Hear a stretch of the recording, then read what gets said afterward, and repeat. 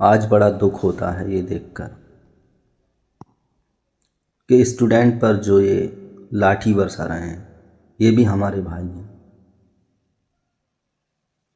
कभी ये भी पुलिस की तैयारी किया करते थे, कभी ये भी हमारी तरह विद्यार्थी थे। उस वक्त इनके अंदर भी हमारी तरह जुनून था कि हमको रोज़गार मिले। शायद इन लोगों ने भी इस तरह से लाठी खाई होंगी, इनके ऊपर भी वाटर कैनन चले होंगे।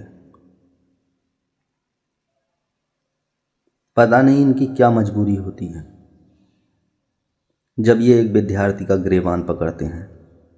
एक नौकरशाह एक विद्यार्थी को थप्पड़ मारता है,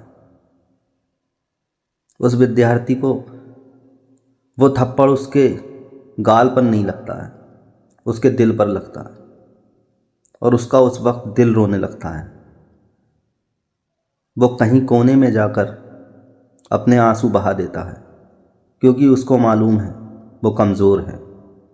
उसको मालूम है मुझको ये सहना पड़ेगा क्योंकि मेरे घर पर मेरी माँ इंतज़ार कर रही है। वो मुझे पढ़ा पढ़ा कर बूढ़ी हो चुकी है। मेरी बहन इंतज़ार कर रही है कि मेरे भाई की नौकरी कब लगेगी, हमारे घर में खुशियाँ कब आएंगी।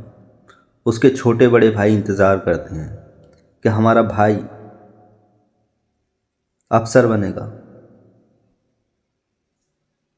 उसके बाद हम भी बड़े बनेंगे, हमें भी दुनिया जानेगी, हमें भी इस भीड़ में पहचान मिलेगी। उसका बाप इंतज़ार करता है और वो सोचता है कि मेरा बेटा बनेगा, मेरी बेटी बनेगी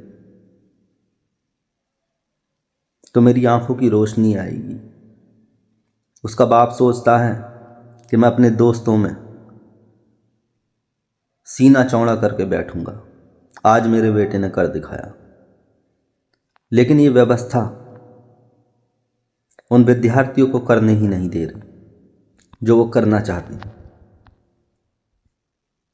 कोई पेपर है वो 2-2 साल 3-3 साल में क्लियर हो रहा है, तब तक उस विद्यार्थी की ज़िंदगी, उसके सपने मर चुके होते हैं। उसके घर में जो खुशियाँ आनी होती हैं वो मर चुकी होती हैं। किसी किसी विद्यार्थी की तो इस विद्यार्थी जीवन में किसी के माँ का देहांत हो जाता है, किसी के बाप का देहांत हो जाता है।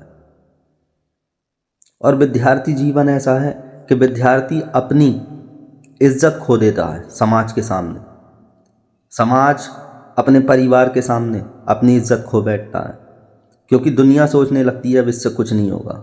लेकिन दुनिया को ये नहीं पता है कि उसका आत्मविश्वास टूट गया है इस व्यवस्था के कारण। इसलिए मैं कहता हूँ समाज से और हर उस परिवार से जिसका बच्चा पढ़ रहा है, जिस समाज का बच्चा पढ़ रहा है, आप उस बच्चे का साथ दीजिए, उसको टूटने मत दीजिए। अगर वो टूटा तो याद रखिएगा आपकी आने वाली नस्ल भी टूटेगी। जय हिंद।